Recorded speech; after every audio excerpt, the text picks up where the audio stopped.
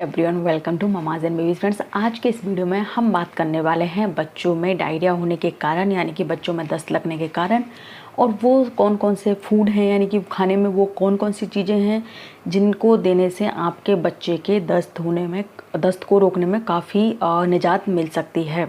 तो फ्रेंड्स, आज का हमारा टॉपिक यही होने वाला है कि अगर आपके बच्चों को दस्त हो गए हैं, आपके बच्चे की उम्र 1 साल से ऊपर है, तो उसके क्या क्या कारण हो सकते हैं। प्लस अगर आपके बच्चे को दस्त हो चुका है, बच्चे को जो कारण है जिनकी वजह से बच्चे को दस्त हुआ है, तो उसके बाद हमें कौन कौन से फूड में, यानी कि उसके खाने में कौन कौन सी चीज़ें ऐड करनी है जिनकी वजह से बच्चे के दस्त को रुकने में हेल्प मिल सके। फ्रेंड्स, इसके अलावा मैं आज इस वीडियो में होम रेमेडीज़ की बात नहीं करने वाली हूँ। होम रेमेडीज़ दस्त के टाइम या डायरिया के टाइम बच्चों को क्या क्या देनी है, उसके लिए मैं एक सेपरेट वीडियो करने वाली हूँ, क्योंकि बहुत सारी होम रेमेडीज़ हैं जो हमारे बच्चे को अगर डायरिया या दस्त हो गया है तो हमारी हेल्प कर सकती है। तो फ्रेंड्स, उसके लिए मैं एक अलग वीडियो लाने वाली हूँ जिसका लिंक आपको बहुत जल्दी मेरे चैनल पे मिल जाएगा। तो फ्रेंड्स, अगर अभी तक आपने मेरा channel mama's and baby subscribe नहीं किया है तो आप मेरा चैनल सब्सक्राइब कर लें। इसके अलावा मुझे इंस्टाग्राम पे भी फॉलो कर सकते हैं जिसका लिंक आपको डिस्क्रिप्शन बॉक्स में मिल जाएगा। तो फ्रेंड्स, अब आते हैं हमारे टॉपिक के बारे में। तो अगर आपके बच्चे की उम्र 8 महीने या 1 साल से ऊपर है और आपके बच्चे को दस्त हो गए हैं या फिर बार बार दस्त हो रहे हैं, सबसे पहले तो आप ये जान लें कि कब हम पता करेंगे हमारे बच्चे को कैसे दस्त की श्रेणी में बच्चा कब आता है। एक तो होता है कि जैसे बच्चे ने 8-10 बार पॉटी कर लिया, वो तो सबको ही पता है कि वो दस्त या डायरिया ही होता है, उसके अलावा उसमें कुछ हो नहीं सकता। लेकिन कई बार क्या होता है, कई बच्चे दिन में 3 बार या 3 बार से ज़्यादा दिन में कम से कम 3 बार, नहीं तो 3 या 4 बार के मतलब 3-4 बार तो कम से कम बच्चा पॉटी जा रहा है, और वो भी बिल्कुल लिक्विड फॉर्म में, पतली पानी जैसी या फिर सेमी सॉलिड, लेकिन 3 से 4 बार बच्चा कम से कम दिन में पॉटी जा रहा है, वो भी लिक्विड फॉर्म में। तो इसका मतलब है आपके बच्चे को डायरिया हो गया है। अगर आपके बच्चे को डायरिया हो गया है तो उसका कारण क्या क्या हो सकता है। तो अब हम बात कर लेते हैं कारणों के बारे में।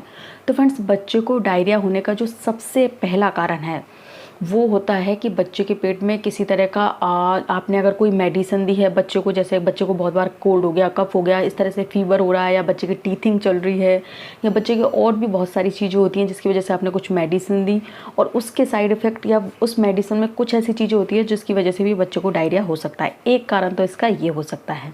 दूसरा कारण डायरिया का क्या हो सकता है, दूसरा कारण हो सकता है बच्चों को फूड एलर्जी। कई बार आपने देखा है बच्चों को हर चीज़ नहीं डाइजेस्ट होती, तभी तो जैसे कि हम हमारे वीडियोस में भी बताते रहते हैं कि बच्चों को आपको क्या खिलाना है क्या नहीं खिलाना। तो कई फूड होते हैं जो बच्चे को डाइजेस्ट नहीं होते हैं, तो फूड एलर्जी भी एक मेन कारण होता है बच्चे को दस्त होने का।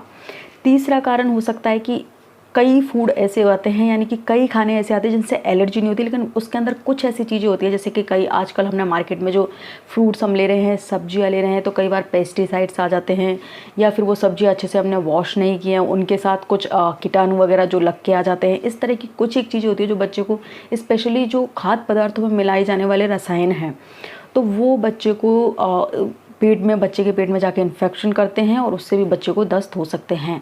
तीसरा कारण ये हो सकता है, यानी कि फूड एलर्जी क्या होता है कि बच्चे को कोई फूड डाइजेस्ट नहीं हो रहा, सूट नहीं कर रहा है, लेकिन बच्चे को फूड के कारण इन्फेक्शन क्या होता है कि फूड में कोई ऐसा केमिकल या ऐसा रसायन है जो बच्चे के पेट में जाके इन्फेक्शन पैदा कर रहा है। तो एक कारण ये हो सकता है।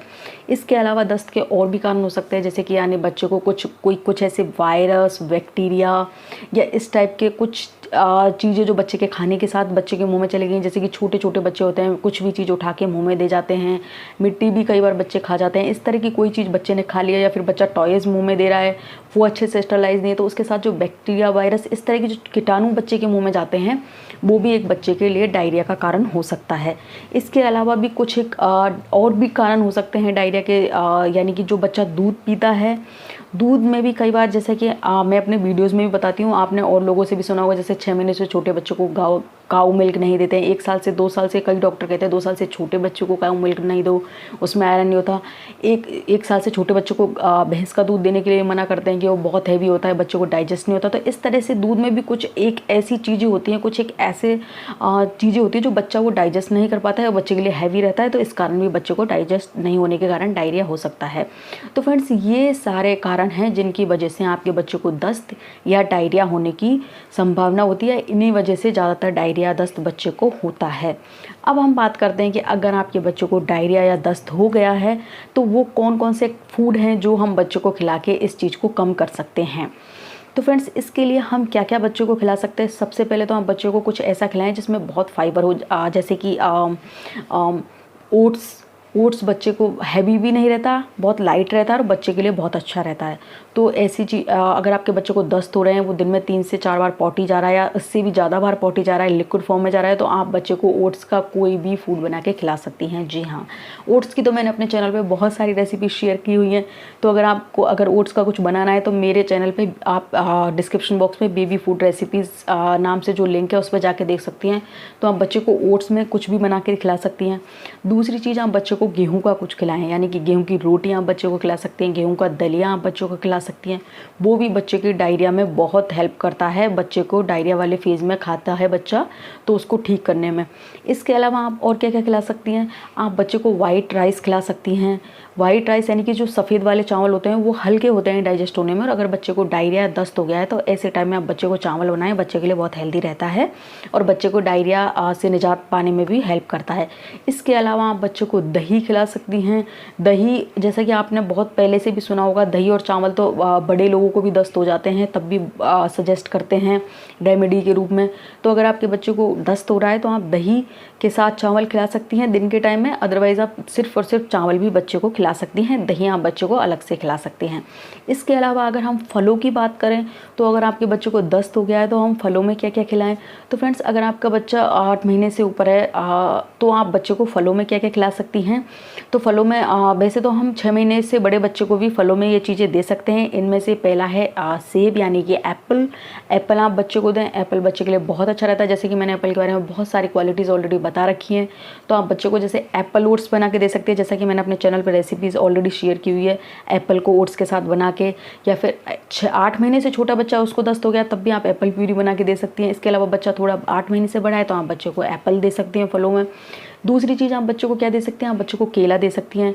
केला बच्चे की दस्त रोकने में बहुत मदद करता है, उसमें पोटेशियम बहुत अच्छे से होता है, उसकी भरपूर मात्रा होती है, तो आप बच्चे को केला दे सकती हैं। इस तरह से आप फ्रूट्स दे सकती हैं। अब हम बात कर लें अगर वेजिटेबल्स में, तो आप गाजर का जूस बच्चे को दें। गाजर का जूस बच्चे के दस्त को रोकने में बहुत हेल्प करता है और बहुत ही असरकारक होता है। उसमें बहुत सारी ऐसी चीज़ें होती हैं जो बच्चे को, अगर दस्त हो गया है तो वो अगर पिएगा तो उसके लिए बहुत गुणकारी रहने वाला है। तो आप गाजर का जूस बच्चे को दे सकते हैं। इसके अलावा अगर आपके बच्चे को दस्त हो गए हैं तो आप और क्या क्या खाने में दे सकती हैं? तो फ्रेंड्स, इसके अलावा आप नारियल पानी बच्चे को दो। नारियल पानी में बहुत सारा सोडियम, पोटेशियम, इस तरह के बहुत सारे खाद्य पदार्थ होते हैं जो बच्चे को बहुत ही हेल्पफुल होते हैं दस्त के टाइम, और लिक्विड भी बच्चे को जाता है। और आप ध्यान रखें, आप हर घंटे बच्चे को, जैसे आप कुछ सॉलिड खिला रही है तो उसके बाद ध्यान रखें अगर आपका बच्चा ले नहीं रहा है उसके बाद भी आप बच्चे को कुछ ना कुछ, जैसे 1 साल से बड़ा बच्चा, 1-1.5 साल से बड़ा बच्चा, तो आप ध्यान रखें कम से कम 1.5 साल के बच्चों को भी आधा गिलास लिक्विड तो हर फूड के बाद ज़रूर दें। बच्चे की एज 2 साल से बड़ी है तो 1 गिलास लिक्विड कुछ ना कुछ उसको हर बार फूड के बाद दें, नहीं तो बच्चे के दस्त होते हैं तो डिहाइड्रेशन की प्रॉब्लम बच्चे में हो सकती है। इसलिए आप बच्चे को लिक्विड का विशेष का ध्यान रखें, तो नारियल पानी उसके लिए बेस्ट ऑप्शन है। इसके अलावा आप बच्चे को छाछ दें। छाछ बच्चे के लिए बहुत अच्छी रहेगी।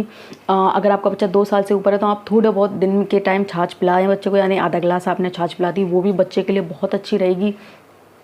तो फिर इस तरह के आप फूड, ये सब्जियां जो मैंने बताया है, इस तरह के गेहूँ और राइस, छाछ, दही, तो फ्रेंड्स नारियल पानी, ये सारी चीज़ें आप बच्चे को खिलाएं। इसके अलावा आप ध्यान रखें कि बच्चे को कुछ एक फूड हैं जो आपको ऐसे टाइम में नहीं देने हैं।